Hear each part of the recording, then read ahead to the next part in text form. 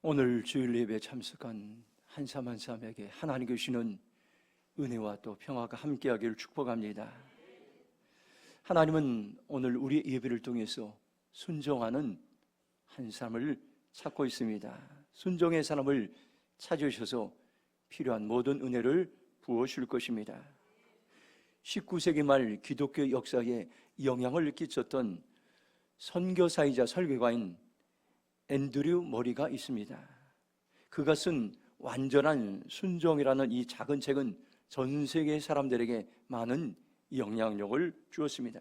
그의 아버지는 스코틀랜드에서 남아국으로 파송된 선교사였습니다. 그는 스코틀랜드에서 유학 생활을 하고 네덜란드에서 신학을 하고 다시 남아공 케이프타운으로 돌아와 남아공 여러 곳에서 부흥운동을 일으켰습니다. 우리 교회에서 파송한 남아공의 그 선교사가 우스터에 있습니다. 우스터 그곳에 앤드류 머리 기념교회당이 있는 것을 단기 선교를 통해서 보고 왔습니다. 그의 책 1장의 제목이 하나님께 절대적으로 항복하라는 그런 말입니다. 다른 말로는 하나님께 절대적으로 순종하라는 의미입니다. 어떤 사람이 앤드류 머리에게 질문을 했습니다. 현재 교회의 당면 과제와 교회에 시급히 전해야 될 메시지가 무엇입니까? 그때 앤드류 머리는 한마디로 이렇게 얘기했습니다. 하나님께 절대적으로 완전하게 항복하는 것입니다. 저는 이 말이 책을 읽으면서 제 마음에 와닿았습니다. 1장에는 4가지 소제목이 있는데 하나님은 완전한 항복을 기대하신다. 하나님은 완전한 항복을 이루신다. 하나님은 완전한 항복을 받으신다. 하나님은 완전한 항복을 유지시킨다는 우리의 가슴에 새겨들 소제목들이 있습니다. 우리가 하나님께 절대적으로 항복해야 될 이유는 하나님의 본성에서 찾을 수가 있습니다. 우리가 하나님께 항복하지 않으면 하나님은 우리를 위해 아무것도 하실 수가 없습니다. 하나님은 세상을 창조하시고 역사를 주관하시고 모든 것을 할 수 있는 능력과 권세가 있습니다. 모든 만물들이 절대적으로 하나님께 순복하고 있는 것처럼 하나님이 우리 안에서 일하실 수 있도록 우리가 두 손 들고 하나님께 항복하고 전적으로 순종하지 않으면 하나님은 우리를 통해서 계속 일하시지 않으시는 것입니다.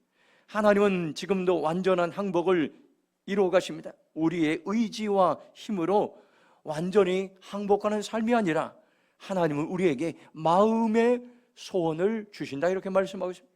빌립보서 2장 13절 보면 너희 안에 행하시는 이는 하나님이시니 자기의 기쁘신 뜻을 위하여 너희에게 소원을 두고 행하시게 하시나니 이렇게 말씀하고 있습니다.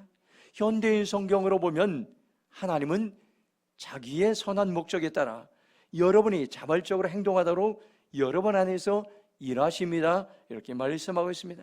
하나님께서 우리 마음에 오셔서 순종하는 그런 우리의 마음에 소원을 주십니다. 이를 실천할 수 있도록 우리를 인도하시고 도와주십니다. 우리가 할 수 있는 최선의 일은 순종의 삶으로 인도하시는 하나님을 신뢰하는 것입니다. 90세의 생일을 맞은 조지 뮬러가 자신이 평생 동안 복을 누린 비결을 2가지로 이야기했습니다. 첫째는 하나님의 은혜로 매일 하나님 앞에서 선한 양심을 가질 수 있었기 때문이고, 둘째는 하나님의 말씀을 사랑했기 때문입니다. 선한 양심은 매일 하나님께 온전히 순종하고 하나님의 말씀 안에서 매일 하나님과 교제하며 기도하는 것이었습니다.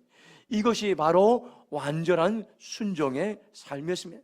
오늘날도 하나님은 순종하는 사람들을 찾으십니다. 순종하는 사람들을 찾으셔서 때로는 지도력도 부어주시고 지혜도 부어주시고 재물도 주시고 능력도 주시고 건강도 주셔서 하나님의 나라를 세워가기 원하신다는 것을 오늘 여러분들 기억하시기 바랍니다. 순종을 국어사전적인 의미는 다른 사람, 특히 윗사람의 말이나 의견 따위에 순순히 따른다, 이런 의미가 있습니다. 영어로는 obedience, submit, obey라고 이렇게 제가 사전을 찾아보니까 나와 있습니다. 우리가 체리배가 운동 지도력 훈련에서 순종의 정의를 여러분들 가슴에 새기시 바랍니다. 세상을 변화시키는 가장 강력한 행동으로 하나님의 말씀을 듣고 말씀하신 그대로 행하는 것이라고 있습니다. 이 보물과 같은 말씀입니다. 여러분들, 우리가 발견해야 될 보물, 많은 사람들은 여러분들 세상을 변화시키기도 하고 이야기하지만, 그러나 세상은 점점 여러분들 황폐해가고 있습니다. 오늘 세상을 변화시키는 가장 강력한 행동을 하나님은 준비하셨는데, 그것이 바로 순종의 삶인 것입니다.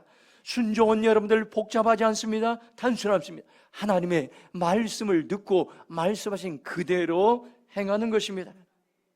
우리가 하나님의 말씀을 얼마나 많이 듣습니까? 그러나 듣고 나서 금방 잊어버립니다. 들은 말씀을 무시합니다.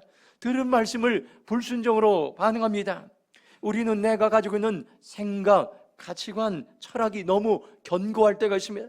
그래서 하나님의 말씀도 내 생각과 철학에 맞으면 받아들이고, 그렇지 않으면 거부할 때가 많이 있습니다.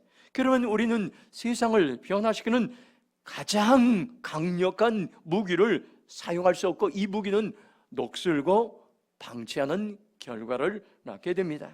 이스라엘의 초대 왕이었던 사울의 이야기가 바로 오늘 이 말씀인 것입니다. 이스라엘과 아말렉과의 전쟁이 있었습니다. 그때 하나님은 사무엘 선지자에게 이제 말씀하셨어요. 전쟁에 이스라엘이 어떻게 대비하고 반드시 승리하는데, 승리하고 나서 어떻게 사후 처리해낼지를 말씀하고 있습니다. 사무엘상 15장 2절 보면 이렇게 말씀합니다. 만군의 여호와 이같이 말씀하시기를, 아멜렉이 이스라엘에 행한 일, 곧 애굽에서 나올 때 길에서 대적한 일로 내가 그들을 벌하노니, 이렇게 말씀하고 있습니다. 이스라엘이 이집트에서 나올 때에 아멜렉은 이스라엘이 가야 할 길을 막고 대적했습니다. 하나님은 이 일을 기억하시고 아멜렉과의 전쟁을 통해 벌하시겠다고 말씀하셨습니다. 사무엘상 15장 3절 보면, 지금 가서 아멜렉을 쳐서 그들의 모든 소유를 남기지 말고 진멸하되 남녀와 소아와 젖먹는 아이와 우양과 낙타와 나귀를 죽이라 하셨나이다 하니 하나님 말씀하셨습니다. 하나님은 사울왕에게 아멜렉과의 전쟁에 승리하는데 분명한 전쟁의 지침서를 말씀하셨어요. 가서 아멜렉을 치고 그들에게 딸린 것은 모든 것은 전멸하고 사정을 보아서는 안 된다고 말씀. 왜 그렇습니까요?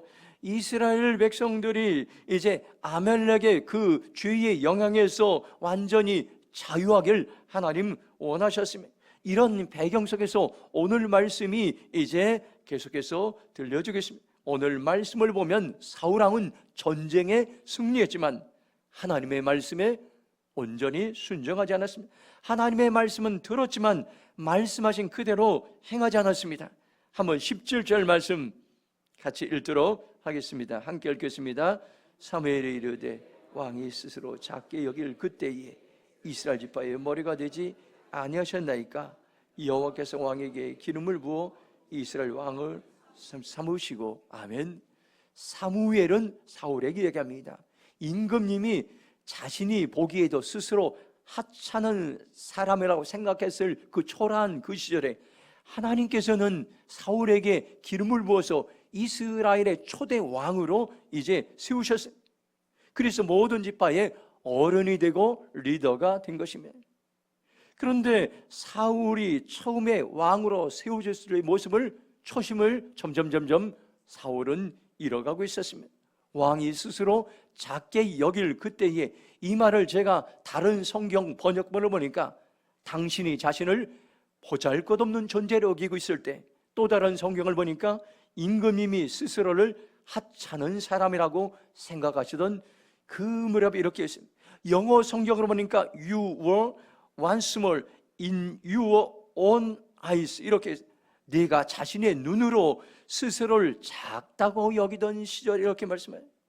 사울은 처음에 왕으로 정말로 겸손했습니다. 나는 하나님 보시기에 보잘것없는 존재이고 하찮은 사람이라고 그렇게 생각. 그래서 하나님을 전심으로 의지했습니다. 그런데 사울은 시간이 지나자 처음 마음, 순수했던 마음을 잃어버리고 교만하고 하나님의 말씀에 불순종한 사람이 되었습니다. 오늘 저와 여러분들이 초심의 마음을 여러분들 지키는 것이 참으로 중요합니다. 처음 가졌던 순수한 마음을 잊지 말아야 합니다. 하나님은 지금도 계속해서 연약한 우리를 사용하기 원합니다. 부족한 우리를 세우시고 하나님의 일들을 위해서 여러분들에게 부족한 우리를 부르셔서 사명을 맡기시고 하나님의 교회를 섬기고 여러분들 직장에서 삶의 현장에서 우리를 계속해서 하나님은 우리를 사용하십니다. 신앙생활이든 어떤 일이든 여러분들 초심을 지키는 것은 쉽지 않습니다. 처음 마음을 지키지 못하고 너무나 익숙해지면 처음 마음을 잃어버리고 여러분들 우리는 살아갈 때면 처음에는 겸손했으나 날이 갈수록 목이 뻣뻣해지고 교만해지고 불순종으로 살아갈 때가 있음을 오늘 우리는 기억해야 될 것입니다. 오늘 본문을 통해서 하나님께서는 불순종과 순종은 사람의 나의 선택에 달려있음을 깨닫게 해주십니다. 오늘 저와 여러분들 하나님 말씀 앞에 순종을 선택할 것입니까? 불순종을 선택할 한순간의 선택에 따라서 우리의 인생에 엄청난 결과를 초래할 수 있다는 것을 여러분들 기억하시기 바랍니다. 사무엘 15장 19절 말씀 한번 같이 읽도록 하겠습니다. 어찌하여 왕이 여호와의 목소리를 청정하지 아니하고 탈취하기만 급하여 여호와께서 악하게 여기시는 일을 행하였나이까. 아멘. 우리 이 말씀을 통해서 주신 말씀은 순종과 불순종을 우리 날마다 선택할 수 있습니다. 사울은 하나님의 말씀에 순종하지 않고 적의 좋은 것을 탈취하는 데만 급급했다고 이렇게 말씀. 그러자 하나님의 명령을 거역하고 악을 행하였습니다.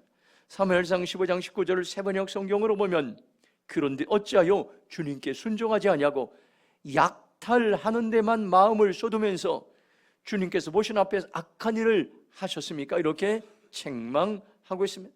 사울은 하나님께 반쪽짜리 순종을 했습니다. 좋은 것들은 남겨두고 쓸모없고 값 없는 것들만 골라서 진멸했던 것입니다.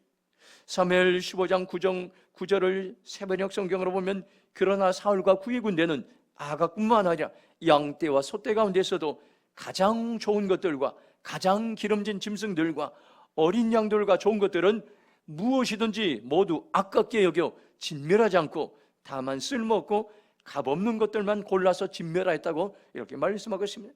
사울이 왜 하나님의 말씀에 이처럼 불순종했습니까? 불순종의 원인이 무엇입니까? 몇 가지가 있습니다. 첫째로 불순종의 원인은 욕심입니다.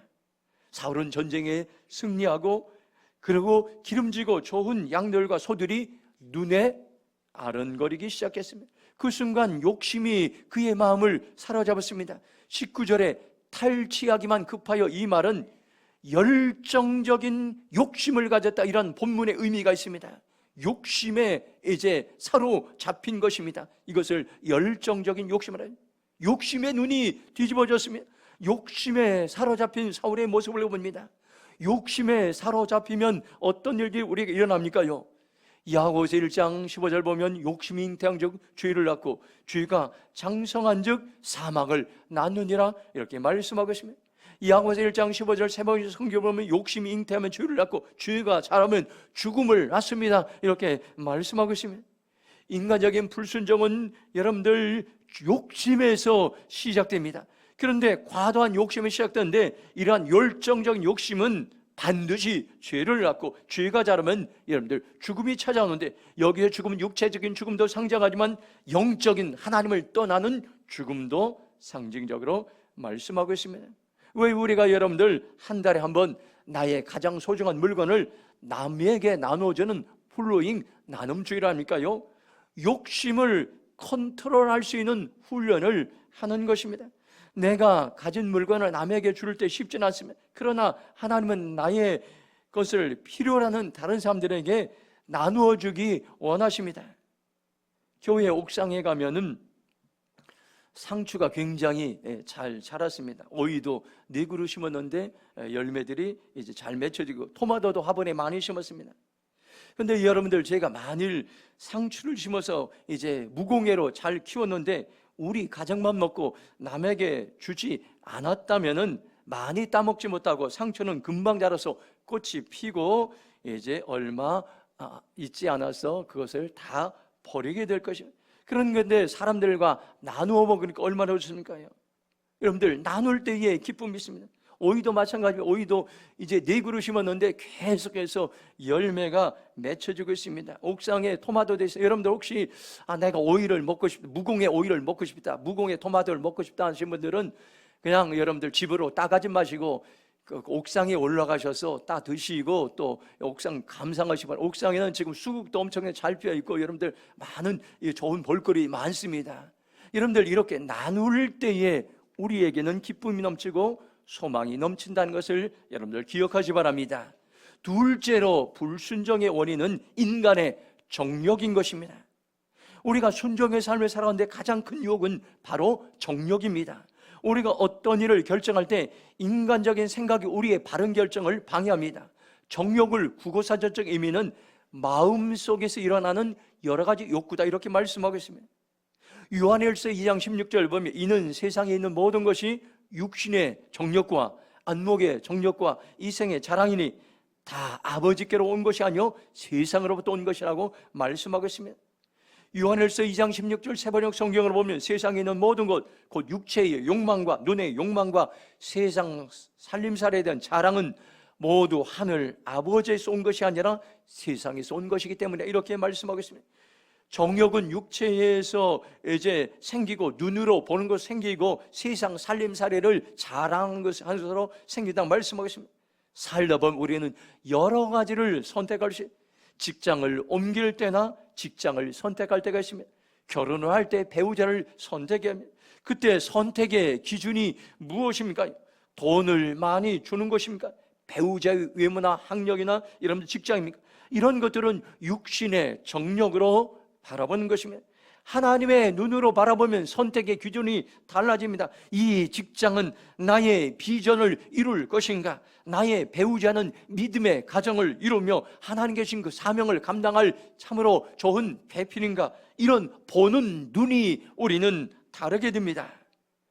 하나님께 불순종의 요소가 바로 탐욕에 있었다는 것을 여러분들 가슴에 새기시 바랍니다.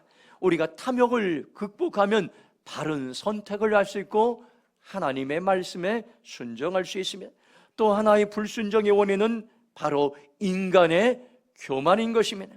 사울은 전쟁에 승리하자마자 그만 교만했습니다. 처음엔 얼마나 사울이 겸손했습니다. 자신은 하나님 앞에 보잘것없는 존재로 여겼습니다. 그러나 왕이 되고 하나님의 은혜가 임해서 많은 재물이 생기고 권력이 생기고 주위에 추종자들이 생기자 그만 자신의 위치를 잃어버렸습니다. 사울은 갈수록 교만해지고 하나님의 자리에 자신이 앉게 되고 마침내는 하나님의 말씀을 듣고 불순종하였던 것입니다. 전쟁에 승리하고 돌아왔을 때 부분적으로 하나님의 명령의 말씀에 순종하는 모양새만 가졌던 것입니다. 순종하는 채만 하였던 것입니다. 잠언 16장 18절 보면 교만은 패망의 선봉이요 거만한 마음은 넘어짐의 앞잡이라고 말씀하고 있습니다. 세번역 성경 16장 8절 보면 교만에는 멸망이 따르고 거만에는 파멸이 따른다 말씀. 교만은 반드시 여러분들 멸망하게 됩니다. 개인도 교만하면 멸망하게 되고 사회도 나라도 교만하면 반드시 여러분들 쇠퇴하고 망할 수밖에 없음을 성경은 우리에게 말씀해 주고 있습니다. 하나님이 가장 좋아하시는 뭡니까요? 순종인 것입니다. 그리고 하나님이 가장 싫어하는 건 뭘까요? 바로 교만이고 불순종이라는 것을 여러분들 기억하시기 바랍니다. 사람의 불순종으로 말미암아 예수님이 십자가에 돌아가셨습니다. 사람의 불순종으로 말미암아 아담과 이브가 에덴 동산에서 쫓겨났습니다. 로마서 5장 19절 보면 한 사람이 순종하지 아니함으로 많은 사람이 죄인 된 것 같이 한 사람이 순종하심으로 많은 사람이 의인이 되리라 이렇게 말씀하고 있습니다. 순종하지 않은 한 사람은 아담이고 순종한 한 사람은 예수님인 것입니다. 예수님이 세상에 오셔서 십자가에 죽으심으로 우리의 불순종의 죄를 해결해 주셨습니다. 지금 저와 여러분들 순종을 선택할 것인가 불순종을 선택할 것, 지금이 여러분들 결정할 때인 것입니다. 선택의 기준은 욕심이나 정력이나 교만에 있지 않습니다. 나의 감정과 느낌과 생각에 있지 않습니다. 오직 하나님의 말씀이 나의 선택의 기준임을 여러분들 기억하시기 바랍니다. 마지막으로 사무엘상 15장 22절 말씀 같이 읽겠습니다. 함께 읽겠습니다. 사무엘이 이르되 여호와께서 번제와 다른 제사를 그의 목소리를 청정하는 것을 좋아하신 같이 좋아하시겠나이까? 순종이 제사보다 낫고 듣는 것이 수양의 기름보다 나으니. 하나님은 두 번째로 순종하는 마음을 보신다고 우리에게 말씀하고 있습니다. 사무엘은 사울에게 책망합니다. 하나님께 어느 것을 더 좋아하시겠습니까? 하나님의 말씀에 순종하는 것입니까? 아니면 번제나 화목제물을 드리는 것입니까? 잘 들으십시오. 순종이 제사보다 낫고 말씀을 따르는 것이 순양의 기름보다 낫다고 고백했습니다. 오늘 우리는 이 말의 의미를 알아야 됩니다. 사울이 하나님께 제사하기 위해서 좋은 짐승을 남겨뒀다고 핑계를 냈는데, 그러나 하나님께서는 처음부터 전쟁에 승리하면 좋은 짐승이라도 모조리 죽이라고 명령으로 말씀하셨습니다. 하나님의 말씀에 순종하지 않고 제사를 핑계로 삼아서 좋은 짐승을 죽이지 않은 사울을 하나님은 책망합니다. 그 유명한 말이 순종이 제사보다 낫다는 이 말입니다. 그 당시 제사는 오늘날 바로 예배입니다. 예배가 중요하지 않다는 말이 합니다. 바로 예배의 형식보다 예배자의 마음이 하나님께서는 더 중요하게 여기십니다. 우리가 하나님께 예배드릴 때 형식적으로 예배를 드리는 것이 아니라 마음을 드리며 하나님께 예배 드리는 것입니다. 마음이 하나님께로 향합니다. 우리의 마음이 순종하는 마음으로 하나님께 드려집니다. 하나님의 말씀에 순종하는 그 마음이 신앙의 여러분들 본질이요 신앙의 원줄기임을 여러분들 기억하시기 바랍니다. 저는 옥상에 이렇게 농사를 조금 지으면서 몇 가지 중요한 원리를 발견하게 됐습니다. 토마토, 가지, 고추, 여러 과일들 보면은 여러분들 곁순을 과감하게 따줘야 됩니다. 고추 같은 경우에는 이렇게 삼각형으로 올라갈 때가 있습니다. 거기를 방아다리라고 하는데 그 밑에 있는 순들을 다 과감하게 이제 쳐 주어야 고추가 위로 자랄 수가 있습니다. 오이도 마찬가지입니다. 오이도 여러분들 이제 계속 자라고 계속 열매 맺기 위해서는 7번째 마디까지 과감하게 밑에 있는 열매 순을 이제 잎사귀를 쳐주어야 계속해서 오이가 자라고 열매를 맺을 수가 있습니다. 열매를 맺기 위해서는 과감하게 곁순과 곁가지를 따줘야 됩니다. 마찬가지입니다. 우리의 신앙이 계속해서 성장하기 위해서는 우리의 여러분들 신앙의 곁가지, 곁순간 것들이 참으로 본질이 아닌 것들이 참으로 많이 있습니다. 중요한 본질, 원가지는 뭡니까요? 순종하는 마음, 정직한 마음, 거룩한 마음입니다. 우리의 마음을 지키는 것입니다. 우리의 여러분들 신앙생활하면서 여러분들 격가지들이 너무나 많습니다. 어떻게 여러분들 하나님께 봉사해야, 과거에는 하나님께 봉사하던 그런 것들이 시간이 지나면서 지금은 여러분들 다르게 이제 봉사는 많은 것들이 있으면 찬양도 과거에 불렀던 찬양을 부르지 않고 이 시대가 지나면서 다른 찬양을 부르는 게 많습니다. 이것은 본질이 아닌 것입니다. 중요한 본질은 오늘 성경 말씀에 우리의 마음인데, 마음 중에서 순종하는 마음이 우리의 신앙의 원줄기, 원가지 여러분들 중요한 것임을 오늘 우리에게 말씀해 주겠습니다. 사울이 언제 불순종했습니까요?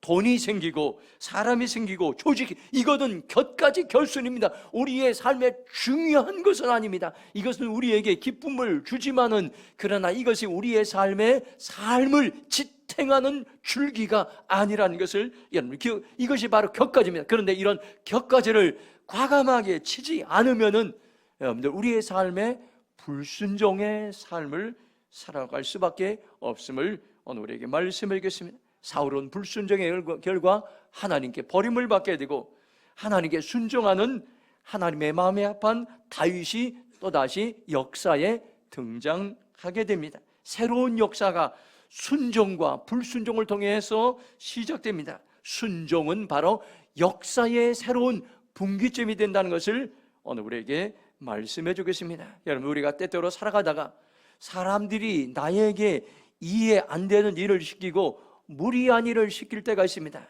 이해 안 되는 일을 시킬 때, 그때가 마음으로 순종이 필요한 때입니다. 그때가 믿음이 필요한 때입니다.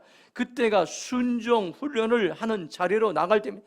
하나님께서는 때때로 우리를 순종 훈련을 테스트하기 위해서 내가 이해가 안 가고 무리한 일을 통해서 우리를 마음을 다뤄보시는 겁니다. 이 사람이 순종의 사람인가 테스트하시고, 그 순종 훈련을 테스트하고 그것을 통과한 사람에게 하나님께서는 이제 그런 사람들을 사용하시고, 우리가 아까 이제 같이 나눴던 것처럼 세상을 변화시키는 가장 강력한 행동, 지혜, 지도력, 권세, 능력, 재물을 순종 훈련에 테스트한 사람에게 하나님께서는 마음껏 부어주신다는 것을 여러분들 기억하시기 바랍니다. 히브리서 5장 8절 보면 그가 아들이시면서도 받으신 고난으로 순종함을 배웠다고 말씀하고 있습니다.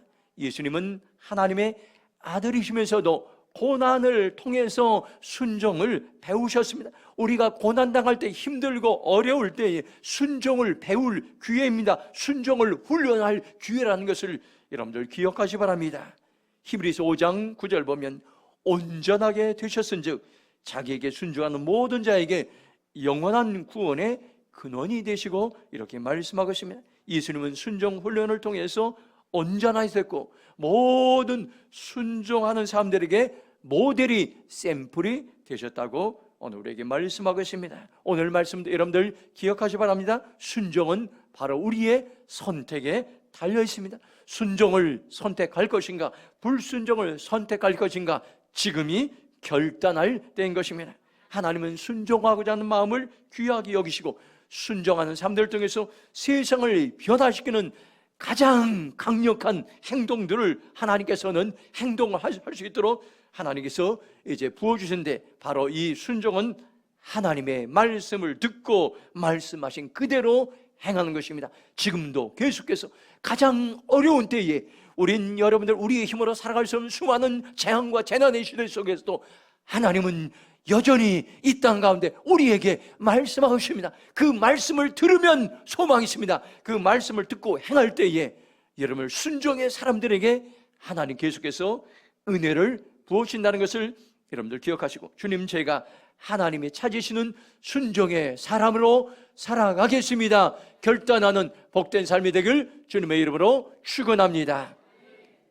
이 시간 동성으로 기도하겠습니다. 오늘 주신 말씀 기억하면서 하나님은 지금도 순종하는 한 삶을 찾고 있습니다. 순종을 세상을 변화시키는 가장 강력한 행동으로 하나님의 말씀을 듣고 말씀하신 그대로 행하는 것입니다. 오늘 주님, 제가 하나님이 찾으신 순종의 사람으로 살아가기로 결정합니다. 나를 순종의 사람으로 세워주시옵소서. 주의 일정으로 동서로 기도하며 나가겠습니다. 주여, 하나님 감사합니다. 오늘 우리에게 소망의 말씀을 주시고 약속의 말씀을 주심을 감사합니다. 오늘 우리가 우리의 힘으로, 우리의 생각, 우리의 방법으로 살아갈 수 없음을 주님 고백합니다.